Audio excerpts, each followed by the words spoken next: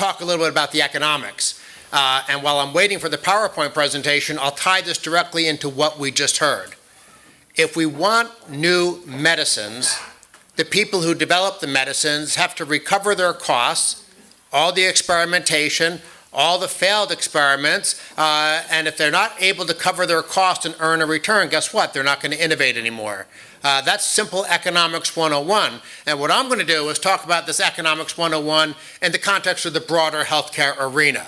And the way to start thinking about it is that in a normal market, if I want to go out and buy a bottle of water, I'm a consumer spending my own money directly dealing with a merchant who obviously has an incentive to make a profit, which means he has to compete against other merchants and offer me good prices, good quality, good service. In other words, we're both dealing with our own money. We both have an incentive to maximize what we value. But what happens in healthcare?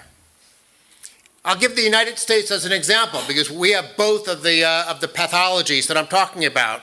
In the United States, most workers don't deal directly with a healthcare provider. Instead, they deal with their employer. Their employer deals with the health insurance company, and the health insurance company then deals with the providers. In other words, normal market forces are not allowed to operate.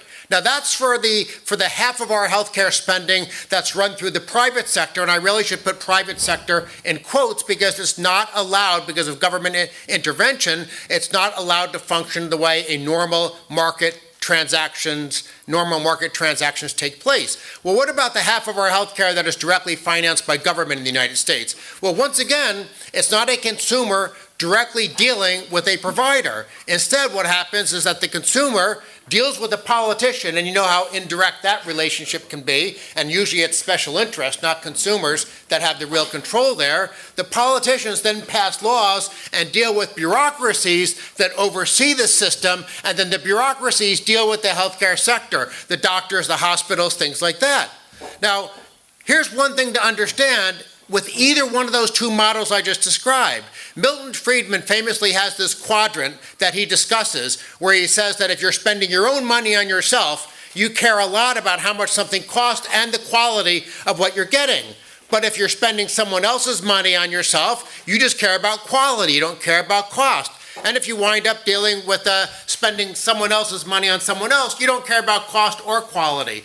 Well, what we have with our healthcare sector in the United States. All right, so here's Milton Friedman's matrix. And basically, normal consumers deal in quadrant 1.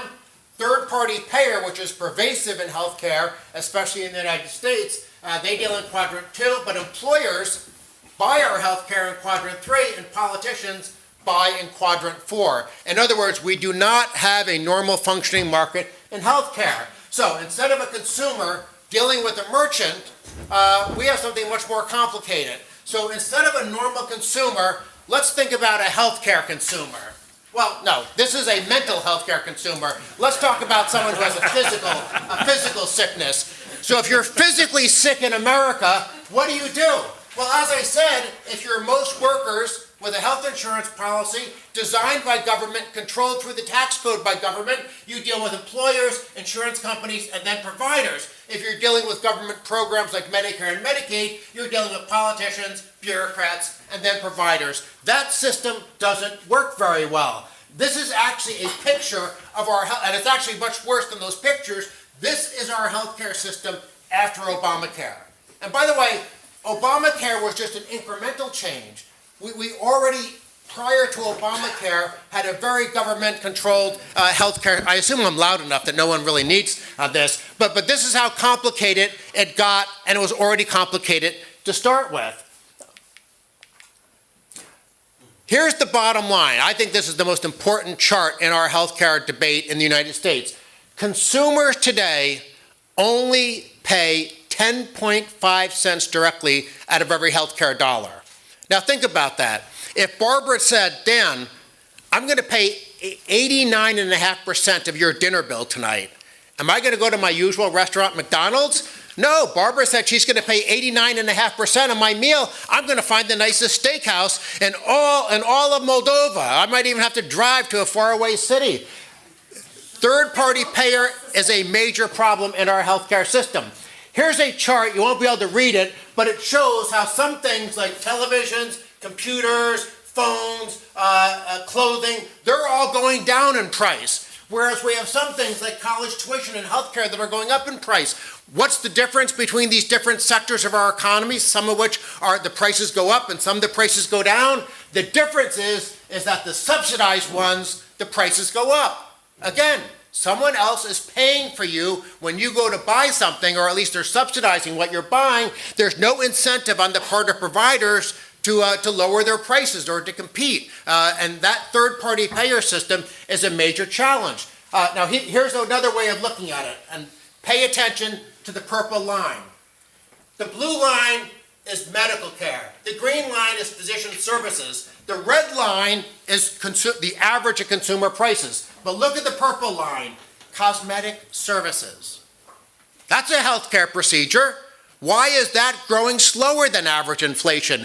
Because that's a place where people actually spend their own money. In other words, they're in quadrant one. Here's another way of looking at it. Overall CPI, this is between 1998 and 2014. Overall CPI, almost 46%.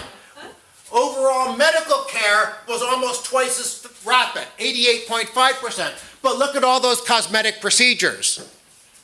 The quality is going up and the price is going down. In other words, there's not something inherent in our healthcare sector where prices always have to go up. You only get the inefficiency, the higher prices, the bureaucracy, the complexity when government has stuck its visible foot in place of the invisible hand of the marketplace. I just wanted to get out those basic economic concepts because we are never going to cure our healthcare problems either in the United States or elsewhere in the world until we allow market forces to operate. And bringing it back to what we heard from Mo, if we all want to live longer and have higher quality medicines, we better not simply sit back and hope and pray that somehow politicians and bureaucrats will take care of us. If we want better lives, better medicines, we need to restore and have market forces operating. And I'm terrified of the thought that we'll have more price controls, more regulations, more red tape, because then innovation, I think, will grind to a halt. Thank you.